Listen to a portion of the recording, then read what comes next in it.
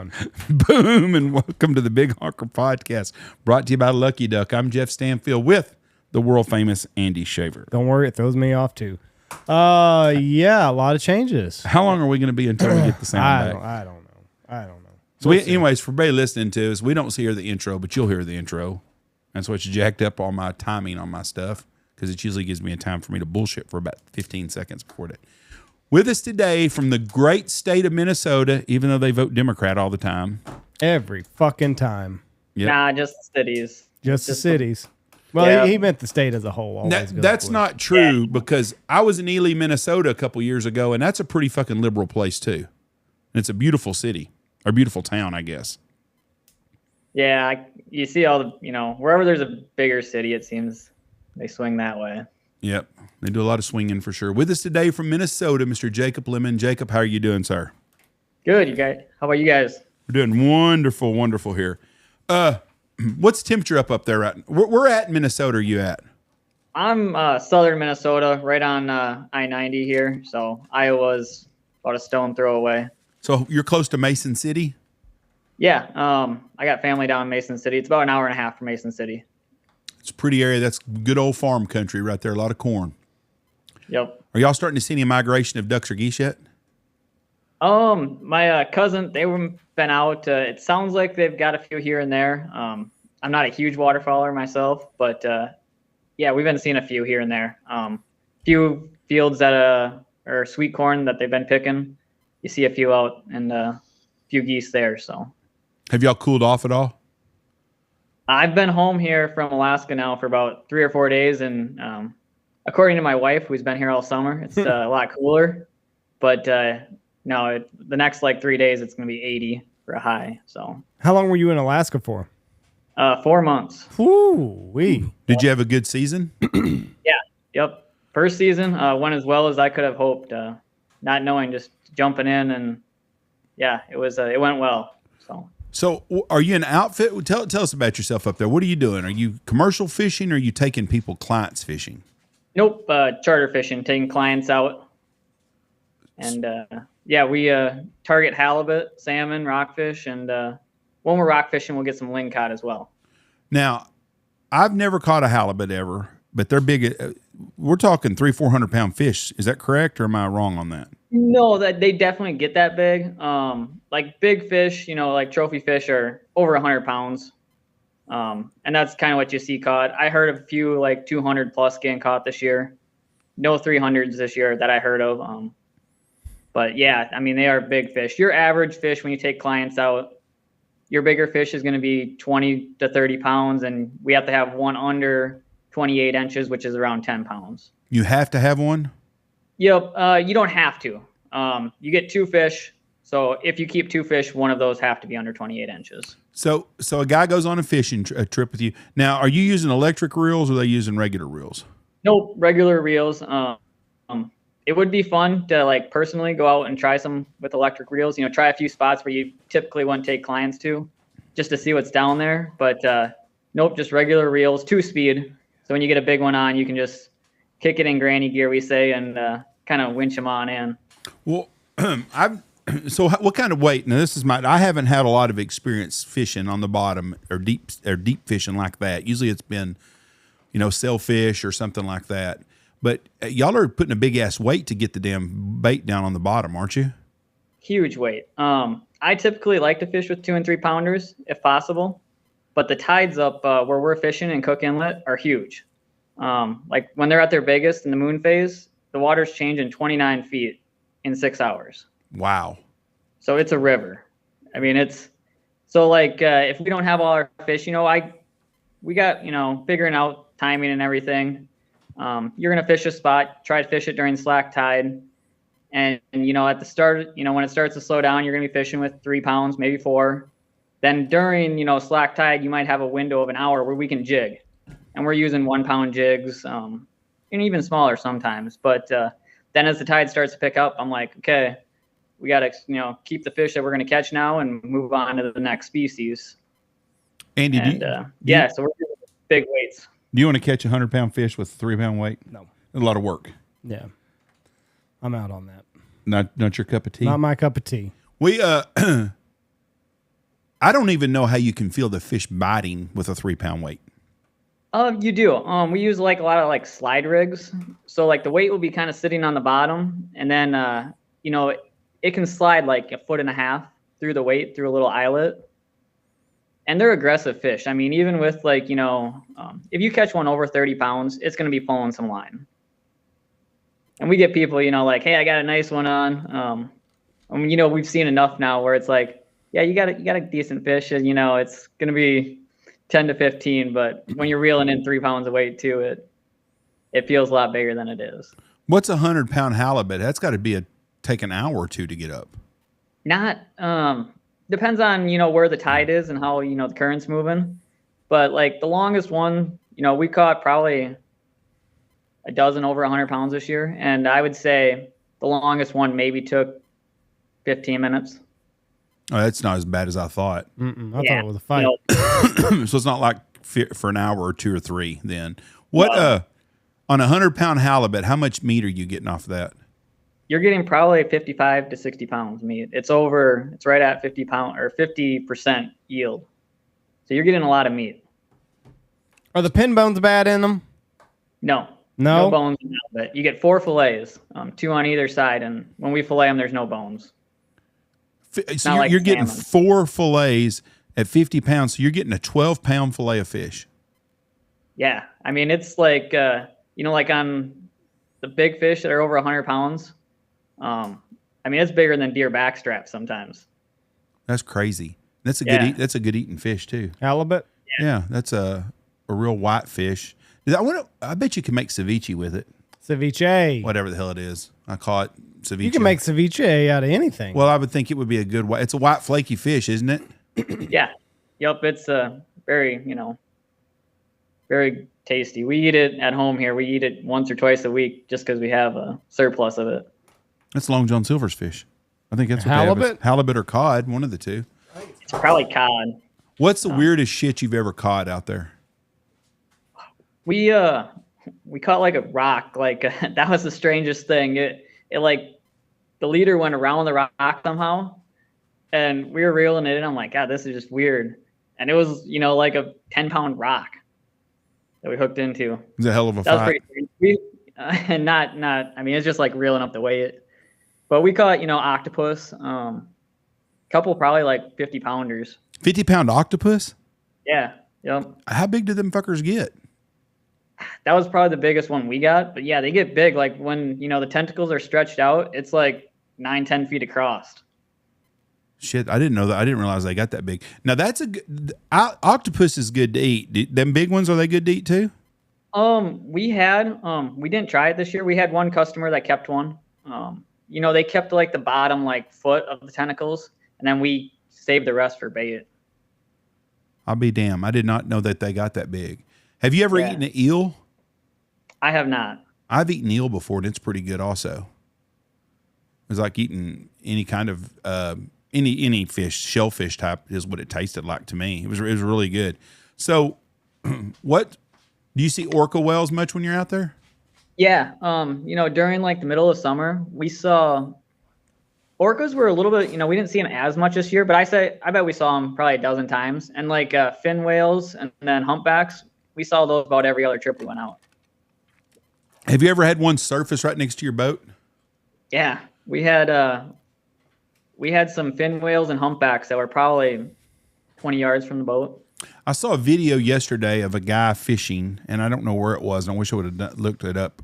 And he was fishing, and all of a sudden this bait fish come flying up out of the bottom, and they jump, and all of a sudden this huge fucking whale comes up and crest and falls towards the boat and misses the boat by, I'm guessing, 3 to 4 feet. And the guy's screaming that's got on the camera, oh my God, oh my God. Oh my God. And this guy's got a fish on. He hooked a fish right before this happened. He's still holding that fucking boat, still holding that pole, that damn fish. And that big ass whale almost wiped out the boat. And I was like, God, that's talking about being in a bad place. Mm-hmm. Yeah, the one day we saw probably 40 whales, and we had fish on while we were reeling in, and people were just like admiring the whales while we were reeling in fish. It was a pretty epic day. So tell me some wild stories with customers. What's the weirdest shit happened to you with customer? Should have had a whole list of this. using the big weights, my speech to them is just, when you tip the pole in, I like to leave, like 5 feet out. So like you grab that weight, it's not swinging at your teeth, but it's pretty comical. You'll tell them 2 or 3 times and remind them, and they'll like reel it all the way up, and they'll be like trying to like lean over the side of the boat while we're in like, 3-foot waves, trying to grab the weight. It's like, just leave a little bit more line out next time and you can just grab that weight. But we get a lot of like, a lot of our customers are elderly, this trip, a lot of the times the trips are once in a lifetime for these guys. And if my recommendation to anyone is do it while you can, because, there's days when we're on the ocean and it's like perfectly calm, but a majority of the time you're in 2-3 foot swells and you got to have pretty good balance. How big of swells do y'all see? Fishable, like you can fish in like, 4-foot, 5-foot waves, but like that's kind of the borderline. I've, drove home in like 10-foot swells, 10-foot waves, and the big thing is the rip tides up there. The tide will be going one way and the wind will be going the other way. And that's going to create these waves that are really stacked together, but they grow really fast too. So how tall would you say? 10, 12 feet. 10, 12 feet? That's about max, you think? That's just going home, coming through them. It's not enjoyable. It's a slow ride home. Do you get seasick still or not too bad? No, I have been seasick a couple times in the past, but I haven't. Had plenty of customers. Barf over the side? Oh, yeah. And the back deck, it's you can just, if they happen, if it's real wave, you just tell them to go in the corner and you just wash it down with the rinse down hose. Oh, fuck that. Yeah, no, but it's better than them leaning over the side and trying to circle around and pick them up. And that's the number one rule. No one goes swimming because the water up there is, cold. How long would they last in the water, you think? You'd have hypothermia in, I don't know, 10, 15 minutes. Really? So you've never had anybody fall in? Nope. Don't plan on it. I've heard stories of, other guides losing someone overboard, and not like they've always got them, but, and the boat that I have, I'm happy with it. It's got higher sides on it, so you don't have to worry. But you see some of those charter boats that have lower sides, and it's like just a liability. What's the water temperature whenever you're fishing? Like the surface temp this year, it got up to 50, but a couple feet below that, it's cold. Oh, right. Yeah, I didn't think about that. Have you ever gotten cold water and swam, Andy? Swimming pool? No, like cold. I swam in I was in Arkansas one time. We were fishing on a spring-fed creek or something, and the water was cold. I don't know how cold it was, but I'm telling you right now, it'd take your freaking breath away. You couldn't breathe. I mean, it was just like, and so I can't imagine falling in that kind of water, which had to be a lot colder than that. I might just do the ice bath challenge out here every morning before I go to work. Instead of taking a shower, I might just jump in this pond up here. I was, listening up on your podcast, doing some homework on, and you've been talking about all this for a while, so, I expect it now. Yeah. We got a pond up here. I could just hop in before I hook up to my trailer. It's not cold right now. Not right now it is, but it will be in a couple months. Because the shower, it's tough. I hate the shower because you just, I don't know. There's a mental block with the shower, hopping in it when it's cold. Because it's like hitting you, and like just dunking under cold water, way easier to me. Why don't you just get you a tub, put in your backyard, and you got a well there, fill it up with well water, and then throw in 2 bags of ice. I don't want to fucking throw in 2 bags of ice every so often, especially when I got this thing up here. You just make a trip to Minnesota. They always do the, jump in the polar plunge for the, research here, in February when we got 3 feet of ice on the lake. Yeah, fuck that. I was in Virginia. I was in Britt, Minnesota. Shit, it's been years and years ago. But we were at stayed at a doctor's house up there. We fished up there and stayed for a couple of days. And he had a sauna in his house. That's the steamers, a sauna, right? Yep. And we stayed at it, and he had a sauna there. And then you would get in the sauna, and then you would run off the dock and jump in the cold ass lake, and then go get in the sauna again, and then get back in the lake, and then take a shower and go to bed. And I'm telling you what, you'd sleep good at nighttime. But it's fucking hard jumping in that cold ass lake after being in that hot ass sauna. The cold is supposed to wake you up. It makes you zaps your legs and shit. You sleep good, I promise you. Interesting. Yeah. Cold's supposed to get you going. Well, I might just bring my swimsuit out here and just hop in every morning. I'll tell you what, Andy, what we'll do. I'm afraid of brain eating amoebas, though. There ain't no brain eating amoebas. It's got fresh water running into it all the time. That's what everybody says. Kid just died of a brain eating amoeba from a fucking splash pad. Huh? Yes, a splash pad. I don't buy that shit. Oh my god! I think you're full of shit. I'm not. I'll tell you what. Fucking little bitty kid died for brain eating amoeba. For charity, when they're filming up here November 13th, we will raise money for St. Jude's, and any money we raise, if you will go jump in that pond before your hunt in the morning, with everybody can see it. So, are you doing that? I'm looking up this brain eating amoeba. That's what I thought. So you're really not going to go jump and take an ice bath before your hunt. Never say never, Jeff. So do you do a lot of bear hunting where you're at? Hold on a second. Okay. Arkansas toddler dies of a rare brain-eating amoeba infection, likely contracted at Country Club splash pad. Happened in Arkansas just a couple days ago. Well, that's terrible. God almighty. We're talking about just a bad deal. Okay, 16-month-old boy. That's terrible. Jacob, so do you deal with the bears when you're in Alaska, or are you in the boat all the time, or do you hunt up there? Oh, no, we're in the boat all the time. Along the rivers and stuff, you'll see them, especially later in the year, especially when all the salmon are, towards the end of their life. They're just there, feasting on them. So you'll see them there, if you want to see bears later in August, along a lot of the rivers, you'll see them. Or go ahead. No, you go ahead. Like the drive home, we saw tons of black bears and grizzlies just right along the road. So you drove from Alaska to Minnesota? Yeah. Yep. Oh, that 4.5 days. That would be a cool ass drive, though. Was the roads gravel anywhere? Any of the highways gravel? No, they were really good. So I actually, the boat I purchased was in Washington this spring, and I trailered it up there.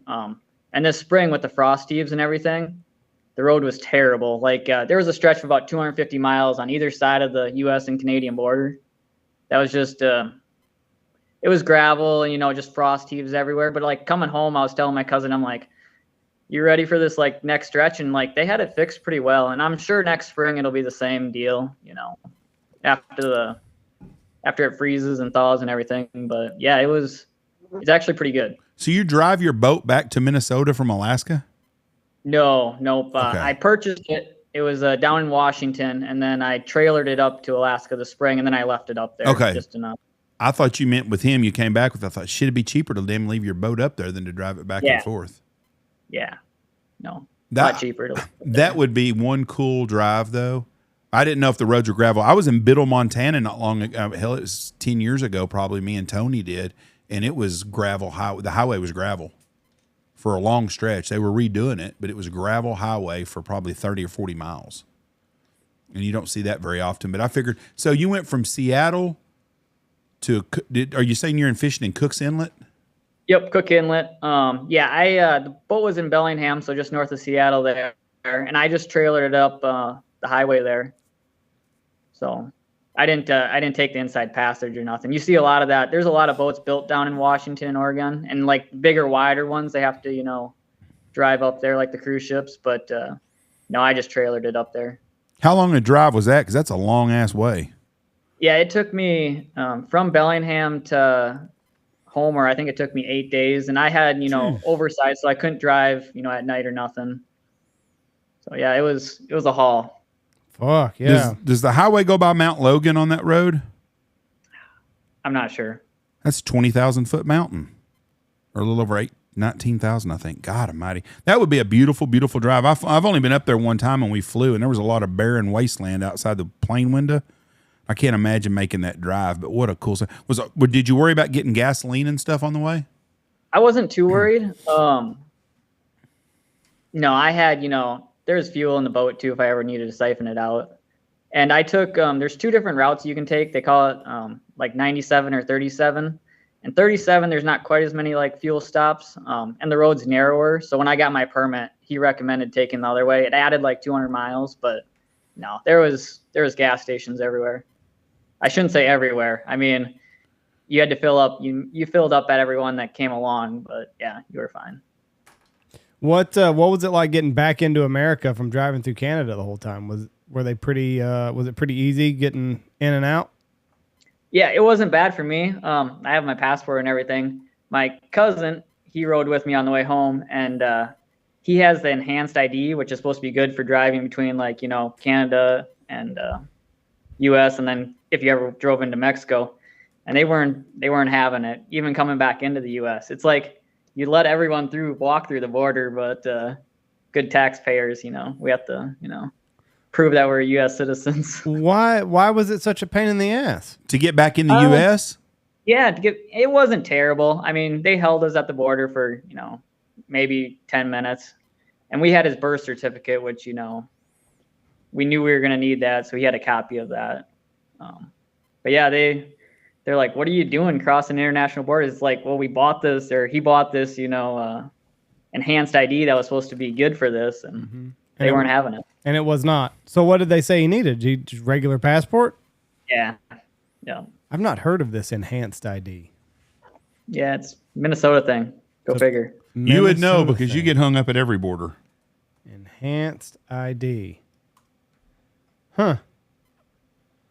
I've never heard of this. But he didn't have a passport, or he did? He didn't. No. Oh, okay. Well. So but it was easy to get into Canada? Yeah, going up there, they kind of questioned me. I drove, the boat through the, commercial lane where the semis go.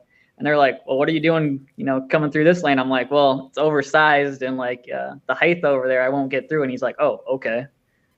It's like, look behind me. And then, I didn't know if they'd search the whole boat or nothing, but they didn't. Benefits of an EDL, enhanced driver's license. EDLs make it safer for U.S. citizens to cross the borders into the United States because they include a radio frequency indicator chip that will signal a secure system to pull up your biographic and biometric data for the CPB officer as you approach the border inspection booth.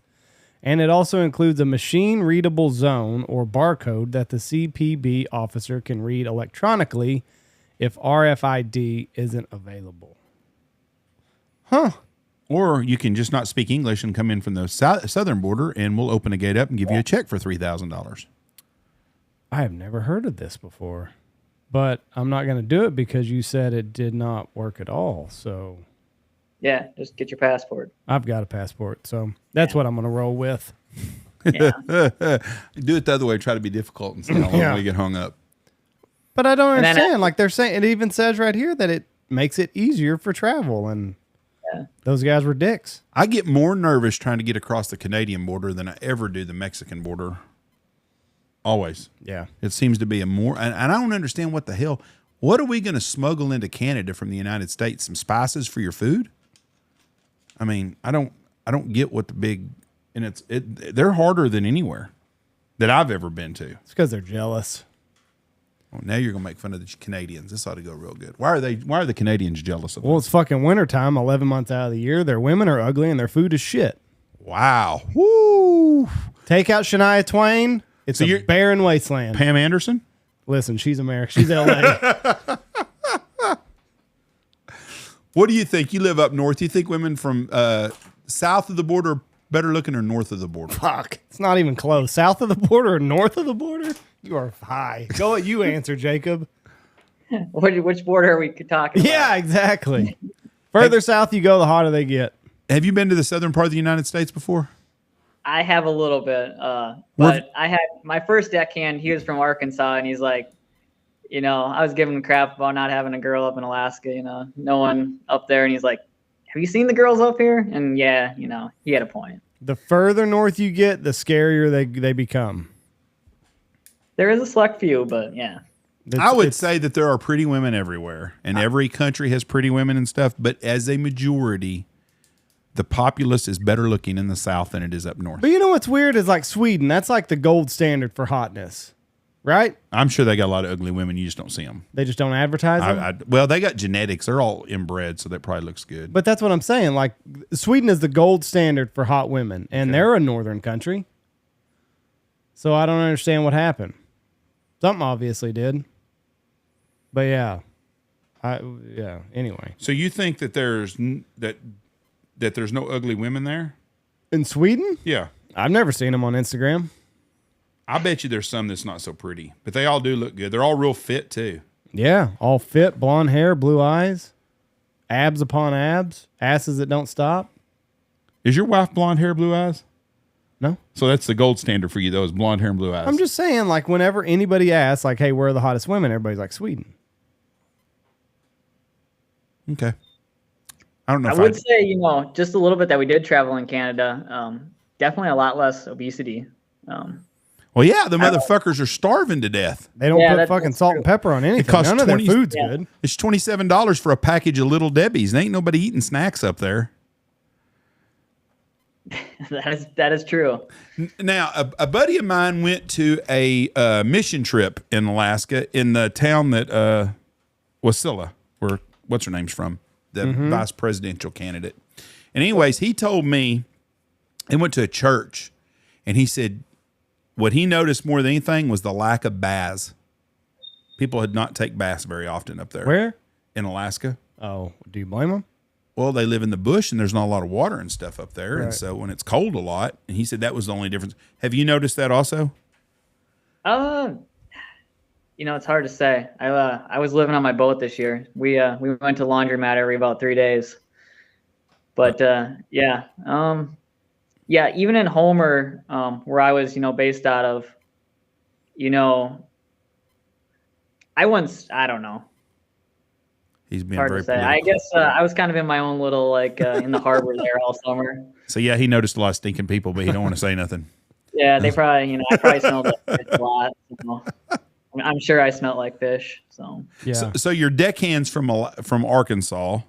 Yep. The first deckhand I had, he was from Arkansas, college kid. He and I didn't know him before he drove up there either. He just he'd been up there to Alaska, 2019 I think with his dad, and he was a sophomore, going to be a sophomore at Arkansas this year, and he just drove up and started looking for a job. There's a bunch of hippies that work them docks, isn't it? Go from boat to boat to boat.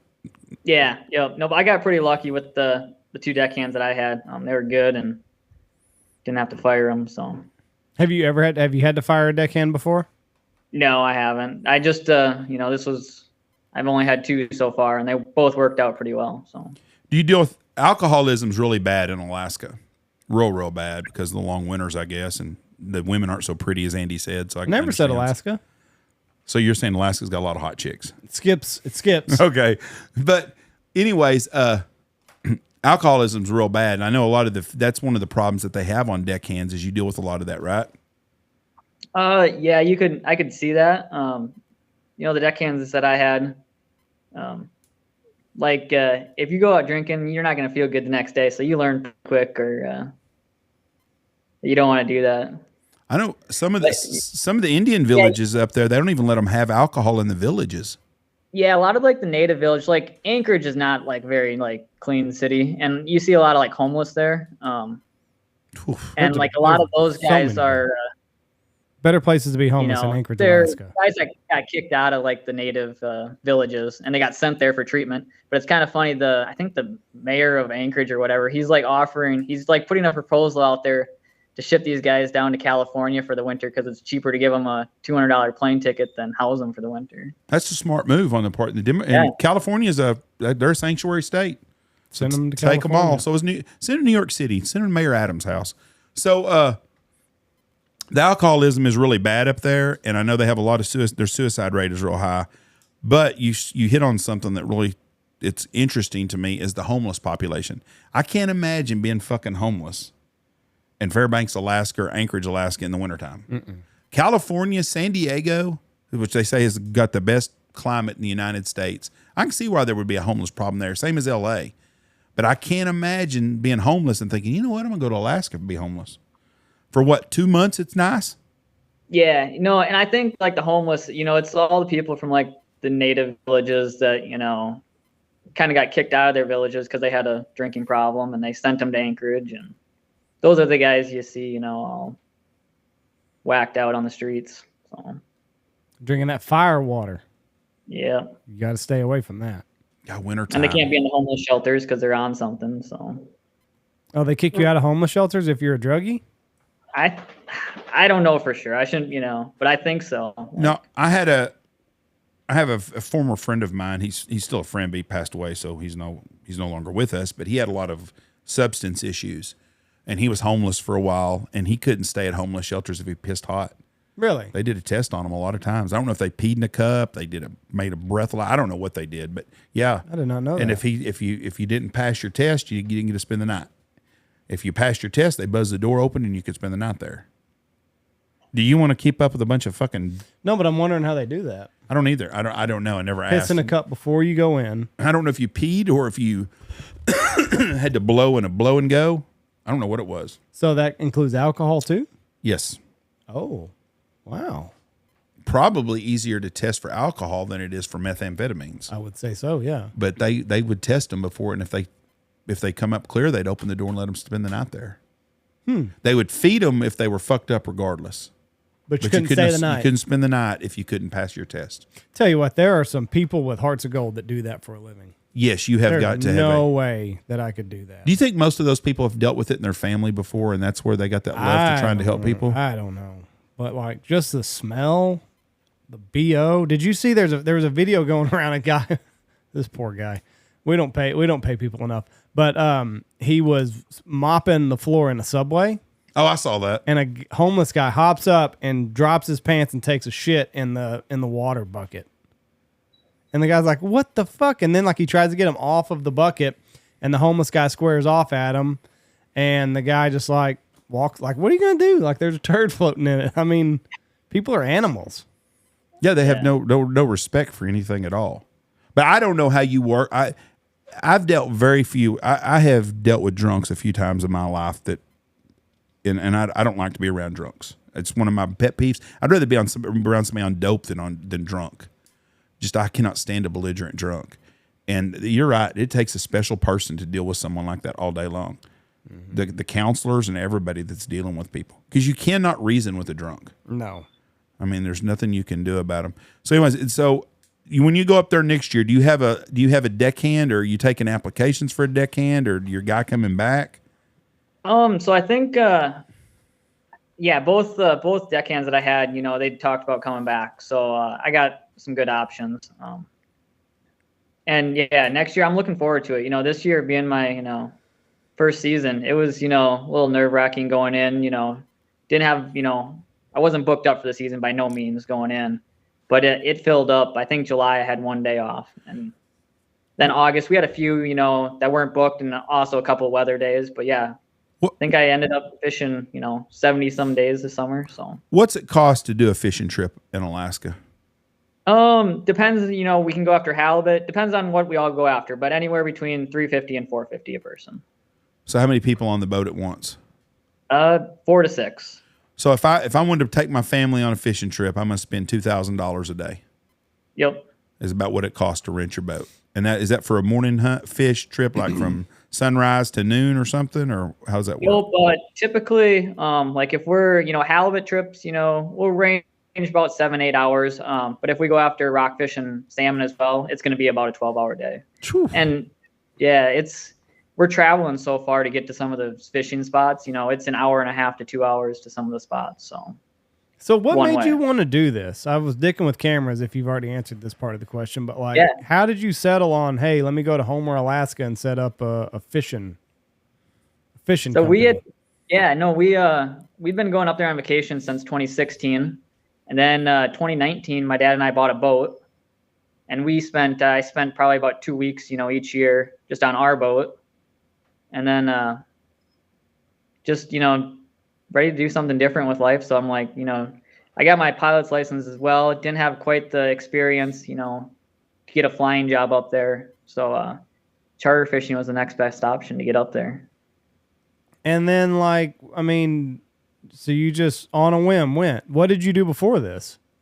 I worked for a company out of my hometown. I did field tech work for an automation company as well as flying their planes. So. And then you're just like, hey, here's my 2 weeks. Figure it out. New boss and I didn't see eye to eye, so that was the end of that. Oh, really? Yeah. Oh, that made it easy for you, though. Yeah, I want to thank him someday. Yeah, no shit, right? So what do you do with the rest of your year? Not sure yet. Hunting season's coming up here, so Yeah. we got our elk trip planned.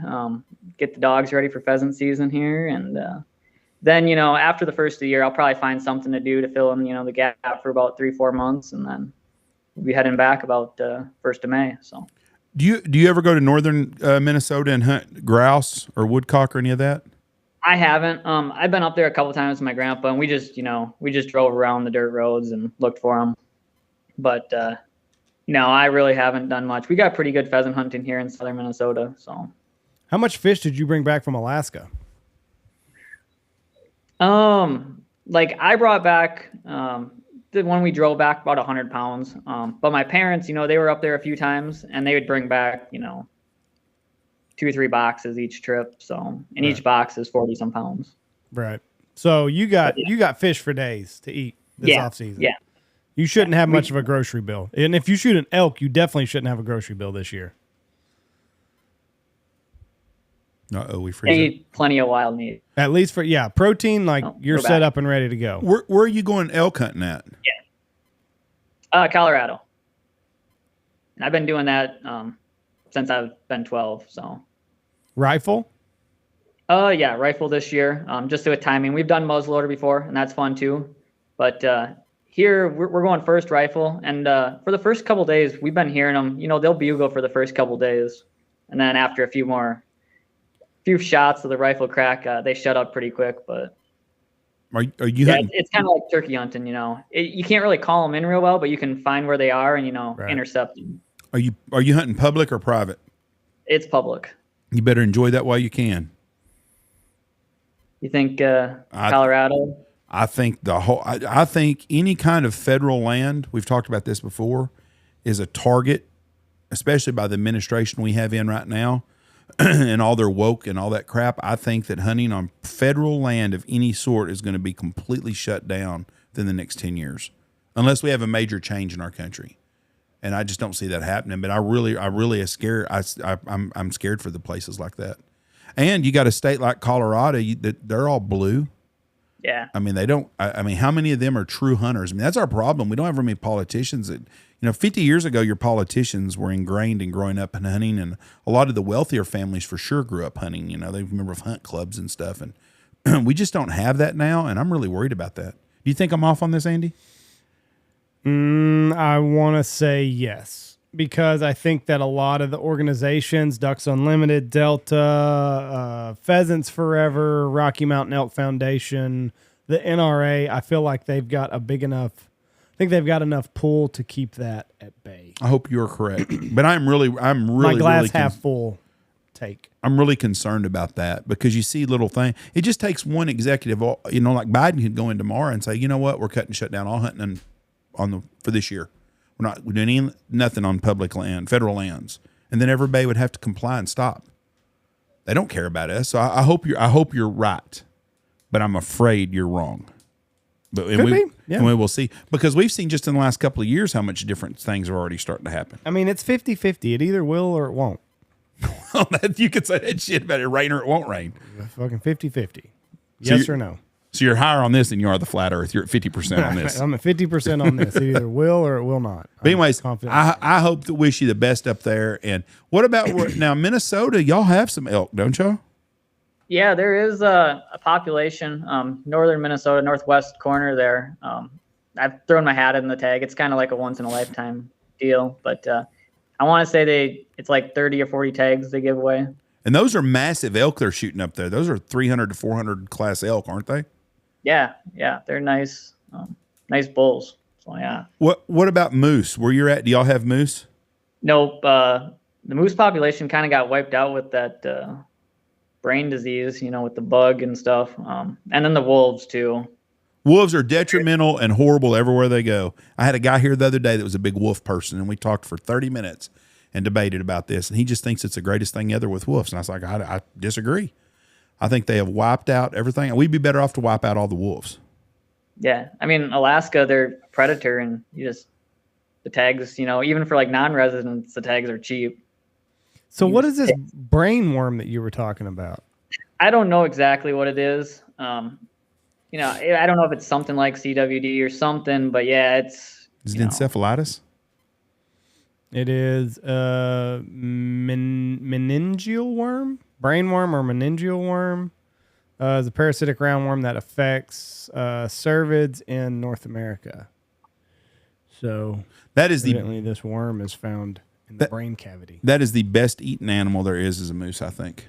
Never had it. Never had moose. Never yes, you had have too. Elk. Bullshit, you have too. Moose chili? Yes. Matt Reagan gave us some moose. I didn't get it. I didn't get to eat it. You had, yes, you did. You just didn't know it. You did. You ate it at our house. Eat it. They kept it all. They kept it all away from me. Well, Matt, you listen to this all the time. Get us some more moose meat. But I've heard moose is excellent. I'm looking forward to trying it here one of these next years. I'm gonna do a moose hunt in Alaska. But our elk, I'll take elk over deer venison any day. You see moose every day when you're in Alaska, didn't you? No. Right in Homer, yeah, you see cows all the time there. I mean, if you drive around at dusk or whatever, you're going to see them. They're right in town. But yeah, didn't see a lot of big bulls or nothing, but yeah, cows are everywhere, just right there on the peninsula. There's nothing more weird to watch than a moose run across the tundra. It just doesn't look normal. They're so lanky and tall and shit. And then them fuckers are running at 35 miles an hour, whatever they go. And you're like, God almighty. And that's a dangerous animal. Hell, I think more people die in Alaska each year from moose attacks than they do bear attacks. No, they definitely do. Yeah, because you don't want to get between them and their calf or nothing, and they'll just stomp you. But it's kind of right there on the peninsula. They have the signs how many moose have been hit on the road, since July 1st, and they reset it every year.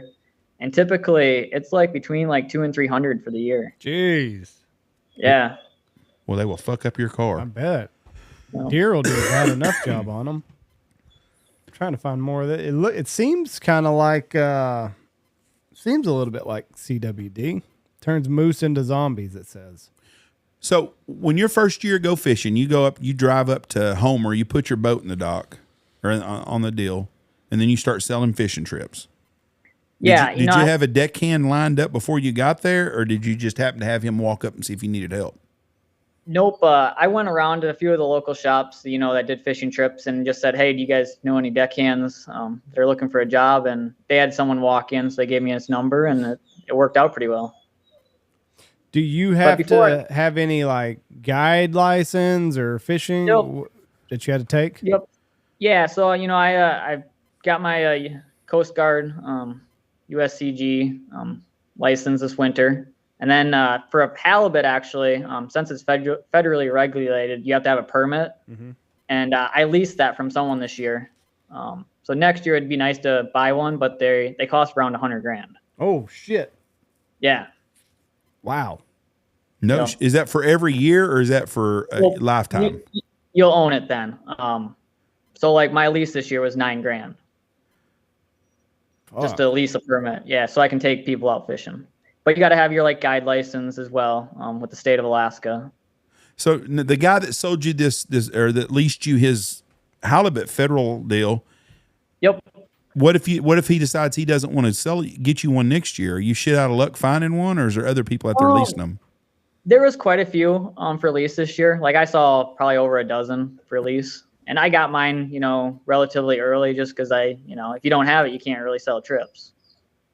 Right. You put a lot of faith that this was all going to work out. I'm proud for you. That's a hell of an American story right there. Go buy a boat, trailer it from Seattle to Homer, Alaska. Go buy you a federal halibut deal. Go to school over the winter to get your Coast Guard license, and then hope to God you get a deckhand show up, and then start selling trips. Did you sell trips before you got up there? I did. I created a website with the help of my wife, and then here, I'm going to pause it just a sec, guys. I got to take care of my dogs. I can hear him. You can? Yeah, you can't hear him in the back? I thought it was Ollie a minute ago. Mm-mm. No, I don't hear him. Sweden. I'm looking at it right now. Sweden. So this place has Brazil, Sweden, Venezuela. That's what I was going to pick. Brazil. Brazil was where I'd have taken. Why? Because of the Portuguese influence? There's just a lot of really pretty women down there. Venezuela, from what I've seen on TV, but every one of them I've seen on TV, they got one common thing going on. There weren't a thong on the beach in Yeah, Ipanema or wherever Ipanema. Venezuela, Brazil, Italy, Turkey, Ukraine, Philippines. This must have been after the Ukraine war. Ukraine's always had smoke shows. Have they? Yeah, that's where Trump's wife. She's from one of them countries, those Eastern Bloc countries. They're beautiful over there, them ladies. Let me see where Melania's from. I think she's from like Lithuania or one of those, but she's one of those Eastern Bloc places. Melania. Trump from. All right, Jacob's back. You had to go take care of him? Yeah, they said they had to go to the bathroom, I think. Yeah. We were talking about the countries with the hottest chicks. The United States was not up there. Yeah, it was. It was number 5. Was it? But the state of Texas was ahead of everybody. She was from Slovenia. Yeah. That's close to Lithuania. I think so. Fuck, I have no clue. They all sound the same, so it's got to be pretty close. But I bet it's not very, I mean, it's probably close to Ukraine. Those Eastern Bloc countries have beautiful women. I'm going to try to find it. Slovenia. Austria. Austria? I'll find it. Anyway, she's a good-looking lady. So you took all the faith. You sold some trips. You built you a website. I'm going to be honest with you. If I would have been one of your first customers, I'd have been like, you got to be shitting me. We just booked a trip with a guy that just bought a boat, towed it up here, has never done this before, because you had to learn a lot of shit. Yeah, it was, like, that's why I'm really looking forward to next year. It went well. Like, my first couple trips, nervous. We'd been fishing up there before. Like I said, we had a boat up there and stuff, but taking customers is a whole new deal. And yeah, it was the first, couple weeks. And I had a few people that really, helped me out there in Homer too, pointing me in the right direction and stuff. But yeah, when people asked the first couple trips, we didn't tell them it was the first trips, but they went well. So how long you been doing this? What time did we leave the boat dock this morning? 7 minutes. Yep. So did that. Now, I know waterfowl guides and I know big game guides, and they're very territorial. And I can't imagine a guy that's hunting public land in Colorado or Wyoming or wherever is very receptive to new guys hunting public land. So how did that work with the other guys on the dock? Because there had to be some guys that were not happy that you were there. And then there's probably the real nice guy that helped. No, like I heard, like Seward is another like fishing community, and I heard like, the charter guys aren't nearly as nice. But yeah, I was really, welcomed pretty well with most of the charter fleet there in Homer. And, I went around and tried to introduce myself, let them know I was new, and you just don't do anything stupid. With halibut, you don't like pull up behind someone a quarter mile because, halibut, they're using, it's scent trails. So it's kind of like baiting a bear in. So you're not going to come in and, park right behind someone in their scent trail. And just don't be stupid, because like at the end of the day, there's spots where we go to get fish, the smaller fish or whatever, kind of call it a cleanup spot. There's fish there, and you'll have other boats, a couple 100 yards away. But like when you're targeting the bigger fish, yeah, you don't go in and block someone, and you don't, be respectful and everything. So okay, honest deal right here. What's the biggest fuck up you had in your first year that you won't do, that you learned that looking back now you think, oh, that was pretty stupid? There's one time, the way I pull like my anchor, it's like with a buoy, because we might have like 500-600 feet of anchor line out. I had it almost get rocked in the prop the one time, just the way I drove, and that could have been, pretty shitty. I lost a lot of like tackle, fishing spots that I wasn't sure. And it's nothing if you snag up, 3-4 pulls, they're $100 real quick. So yeah, definitely. And then just, like learning when, like, okay, we're at the spot for 45 minutes, we're not catching anything, knowing when to move, or like, sometimes you might be moving a half an hour. So you got to like weigh the factor, like, is it going to be better or not?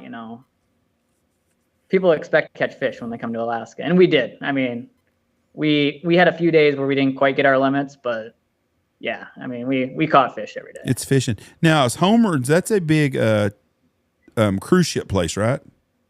Seward, Homer, you see a lot of like the smaller cruise ships come in there, but Seward is on the other side of the peninsula, and you see a lot more like big cruise ships come in there because they after they get off the cruise ship, they get on the train and they go up to the like Denali then.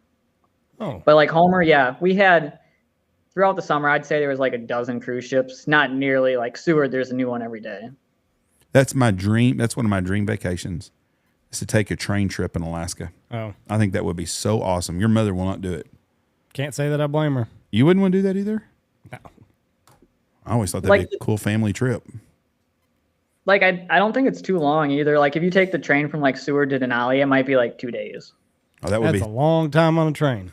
I think it would be absolutely awesome to see all the countryside. It would be beautiful. If Mom dies before me, that's where I'm going to go. Just gonna go. I'm gonna go get on a train, and You can be a deckhand for Jacob. I don't want to here. work up there. I would like to just go sit in the train car and watch the world go by. I think that would be an amazing place. You I don't and think- fucking Sheldon from the Big Bang. I don't think people realize how beautiful Alaska is if you've never been there. I don't care if you live in Montana. Alaska is completely different than anywhere else in the United States, by far. Absolutely beautiful place. Yeah, even like, you know, half the time it's foggy when we're out on the water, but when it's like clear, we can see down to like the tip of Kodiak, and we can see all the volcanoes. There's days where we see 4 volcanoes while we're on the water. That's badass. Yeah. What you said you're going back? You go back when, in March or April? May. I'm gonna start probably like the first week in May, first or second week in May. Haven't decided yet. Was your wife on board with all this? Yeah, nope. Like my last job, I was gone all the time for work anyways. I spent, 150 days in a hotel. Right. So like this, I was gone for 4 months, but it was all at once. So she was very supportive and on board. She held down the home place. And next year she works at the school, so she's going to try to come up for about 2.5 months. Oh, nice. That'll be good then. Yeah. Now, you got a new baby on the way, right? We do. December. Congratulations. Most expensive pet you'll ever own. I don't know. We got 3 dogs. And There ain't no comparison, I'm telling you. But there's nothing better than children. People that don't ever have kids, you don't know what you're missing out on. They're a lot of work though. They are a lot of work. Yeah. But they are sure worth it. Bigfoot. You see any Bigfoot sightings in Alaska when you're there? Negative. Negative. No Bigfoot. No Bigfoot's up there. Don't even look. Well, I'm jealous of you, Jacob. I wish I could go do that. I think that would be fun. I'm proud of you, man. What a deal. Just have a dream, and you followed your dream and making it work, and a lot of faith in God right there to make it work the way you did. I'd have been nervous as hell. Mm-hmm. Well, there was times where I was, but yeah, it all worked out well. And just gonna see where this goes. We'll see. We might have an additional boat down the road, and I'm hoping have an airplane up there to do fly out trips too as well. The hard part is, like you said, this is a once in a lifetime trip, so it's hard to build like a customer base around a once in a lifetime trip. You know what I mean? But they get a cruise ships that come in all the time with customers. Right. It's surprising. I got I took out a lot of locals. I would say probably 20-30% of my customers were locals. Oh. And it's cheaper than owning a boat, and they go out once, maybe twice a year. Right. And one trip a year, typically you got enough halibut for the year. Right. That makes sense. Yeah. Makes a lot of sense. Well, plus you get I've never been to Homer, Alaska, but with those ships going in, even if they're going to Seward, you get unlimited customers coming all the time that want to go fishing. Yeah. Nope. But like July and August, it was completely full. I had calls all the time, even being new, like, hey, do you got room? And it's like, we're full. Been full for a month now. So. Right. Now, do you have a pilot's license now? Yes. I do. Yep. Okay. And now you're going to buy a float plane? That's the goal. That's like the 3-year plan. Are you nervous to land on water, or have you done it before? I've been along. I haven't personally. I don't have my float rating, but I've been in a float plane, and it's no different. It's different when you're a fat ass riding in one for the first time and you land on water. And the guy flies down a little bit and goes, I just want to make sure there's no logs or anything floating in the water. Then he comes in over the trees and you're thinking, oh, shit. Mm-hmm. Don't skip this thing wrong. Yeah, there's tons of debris, even in like Cook Inlet. Logs everywhere. It's kind of, the riptides and everything. It's like, the ocean where like junk will gather between like the 2 riptides. And the one day I saw a log that was probably like 9-10 feet around, and it was sticking out of the water like 4 or 5 feet. Yeah. Yeah, something like that on a boat or a plane don't do any good. And the percentage of the people that own planes in Alaska has got to be more than anywhere else in the United States. Yeah, like per capita, I think it's the highest, pilot ratio. Not all of them are commercial rated, but yeah. The only way to get around. I know a couple of guys that live up there, and that's what they do. That's their like, instead of going to buy a snowmobile, they bought a plane with floats on it and fly somewhere and land. And the late Jimmy Buffett, he was famous for that. He had a big float plane, like a World War II plane that they used for spy and reconnaissance type deals. And he had it painted up, but he would fly and fish in Long Island Sound outside of New York, and he just landed. Somebody wrecked it one day. That's when you know you got life when you got your big old fucking fishing boat like that. Just go land somewhere and fish for a little bit and fly home for dinner. Home. What a good dude. All right, Jacob, my man, we're going to let you go here. Give everybody your website. How do people get a hold of you? Yeah. Website is jakesaltwateradventures.com. And my phone number, it's on the website. But if you like that too, it's 507-848-0609. And you have openings for next spring or next summer, right? Yep. We're taking bookings for 2024. So June, July, and August is the fishing season up there, right? Yeah, and I'll be up there the first. We'll start fishing about the middle of May, and I might go a week or two into September. But then, it's my hunting season then. So that's right. Well, good luck in Colorado. I hope you get an elk, bud. Yeah, thank you. All right, my man. Best of luck. Thank you, Jake, and God bless you, my friend. Good luck. You too. Bye. Well, I took a lot of balls to start that deal. Sure did. You are not cut out to do that, Andy. Nope. That would wear you out. That whole drive to Alaska, you'd be like, this is the dumbest thing. You'd sell your boat halfway. So it's some fat, ugly Canadian chick with crappy food. You're doubling down on that, huh? I'm not backing down from that one. So Pam Anderson, you do not think is a native Canadian. Her mom was like from Georgia or something. She's a beautiful lady. She is. I mean, she is. Absolutely beautiful woman. There's been a lot of really pretty. There's a lot of pretty Canadians. I've been up there. I know there are. There's pretty women everywhere. I'm just saying. I'm going off of the percentages. We had a customer here one time told me the prettiest women he ever seen was in Uzbekistan or one of them places like that. Oh, really? He said absolutely beautiful. He said all the women look like Elizabeth Taylor. Huh. Now, he was an older guy, but he grew up with Elizabeth Taylor, she was a smoke show. So, trying to find where her parents were actually from. It would be funny if Fort Worth, Texas. Yeah. I can't find. She's a pretty lady. She's in Vancouver. That's close to Seattle, so maybe she got some sperm smuggled across. And yeah, and I'm not talking about like if you're within an hour or 2 hours of America, you're close enough to America. I'm talking about those backwoods women, like way up north. That's the ones I'm talking about. We're going to be in Canada twice in the next month, and you might have to answer to this. Bet I won't get a hard on one time seeing a chick walk by and be like, "Oh, damn, she's hot." I saw a pretty lady at the Saskatoon airport last time. I bet she's from Florida. Because me and Steve and John Roberts were walking through there, and she was there, and I said, "Where in Texas are you from?" She goes, "I'm from here," but she goes, "Thank you, that's a compliment. I know what you mean." Yeah. So yeah, you're blonde-headed and pretty. They stand out. They do stand out up there. Any place in America, you can find beautiful ladies, and you can also find some that ain't so pretty. Anywhere in the world. Anywhere in the world. But beautiful people. There's plenty of fucking. What about the fat people up north? What if they're nice? Texas? What if they're just nice people that you don't give them any? So now, just because you're fat, you can't be a pretty, attractive person. Andy, am I wrong? I'm fat. You're not pretty or attractive. Okay, I'll go with you on that one. I'll give you that. I mean, but that's a terrible thing to say. What's one fat chick that you're like, oh yeah, she's. Let's say Jessie ends up having a thyroid problem and she gains 150 pounds. You're booting her ass to the curb. Thyroid problem. We're gonna take medication. We're gonna. Well, what happens if they can't do nothing about her? Push the biscuits away? What happens if something happens to her and they have to put her on steroids where she gets? Because I went to school with a beautiful girl that had some health problems. They put her on steroids and she gained about 100 pounds. So you just automatically think that she's not going to be. We're gonna adjust. We're gonna adjust. Maybe you need to buy some mirrors that you can look a little bit different in. No.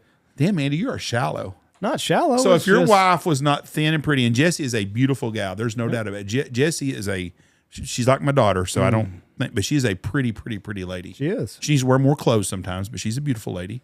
But not according to me. But if something happened to her and she gained 100 pounds, she's not going to do You're that. booting her to the road, is what you're saying. She's not going to gain 100 I'm pounds. asking you, if Jessie gained 100 pounds, would you stay with her? You're got him, Mighty. You're having to think. Woo. Good thing she don't listen to this. There would be some conversations definitely taking place. Dan Reese to take her. I'm like Ron. I'd rather put up with ugly than fat. I would. You know what Dad's problem was, though? He always was 18 in his mind. Yeah. Because I saw a picture of Dad when he was like 25, and he was a good-looking, no waist, big shoulders, big broad, got big arms and stuff. But when Dad was 60, he thought he still looked the same. Ron said he's the only fat person that he wanted to be around. Yes. And I agree with him. That hurts my feelings then. Well, I tell you what, I went to a barber shop yesterday, and they trimmed up my beard. I've got more fucking razor burn. Never again are they going to touch me. In Wichita Falls. Did you go to the one in the mall? I got fucking razor burn under my neck. I got razor burn up here. Did you go to the one in the mall? I did, yeah. You guys treated me right. That's the second time you've been there. Yeah, he didn't touch my beard the last time. And it was a different guy. The little Mexican guy by the window is who I have, and he does a good job. There was no Mexican guy by the window. Oh, well, that's who I had. The one in Lubbock's really nice, too. Still got fucking hair all over the place, shedding like a fucking cocker spaniel. And that's his fault. No, it's my fault. The razor burn's his fault. Razor burn's probably not even his fault. It's just I don't ever like shave. I've got like a trimmer, beard trimmer. Next time y'all go to Lubbock, there's a really cool barber shop. I'll be in Lubbock next week. There's a barber shop on not Slide. What's the one before Slide to the east of there? Quaker. I think it's on Quaker. If you take that right off the interstate, Quaker, there's a barber shop right there, and I can't remember the name of it, like Bill's or Bob's. It's pretty, but it's all sports stuff in there, and they are regulars. Jim, Bill, blah. Well, what's your name? Jeff. Okay, I got the new guy. Right. No. So, yeah, the beard. He was like, "You want me to touch up your beard?" I'm like, "Yeah, go ahead." Fuck. He felt like he fucking sanded this shit off of my face. I thought you bitched last time because of how expensive it was. The boys drove up the cost. How did they drive up the cost? Last time. So you think the kids should get free haircuts? Yeah, fuck. No. They're just gonna get cheap haircuts. And they weren't cheap there, huh? No. Was it like $100 for three of you? Yeah. $100 bill to get out of that place. Last time we went, free haircuts. Last time we went there, me and Harry went, and I got a shave. They shaved my head on top. I just want him to. I want him to buzz it down to like a 1, and he puts up the old cream and stuff, and he shaved my head. I was fucking like cue ball. But it was $200 for the two of us to get out the door. Jeez. Well, I tip pretty good though. I'm not like Ray. I can tell. So anyway, now I'm dealing with razor burn. Gonna be 100 degrees. I'm gonna be sweating again. Not good. Got half of Canada mad at me, and the other half of Canada's like, yeah, you know what? He's a little bit right. People in Sweden are happy with you though. Good. And you're find out if your wife gains some weight, she's gone. So there you go. Andy may be single soon, ladies. You never know. Nope. She would never allow that. Never. All right, let's get out of here. All right, peace. See you. Have a good day. Bye.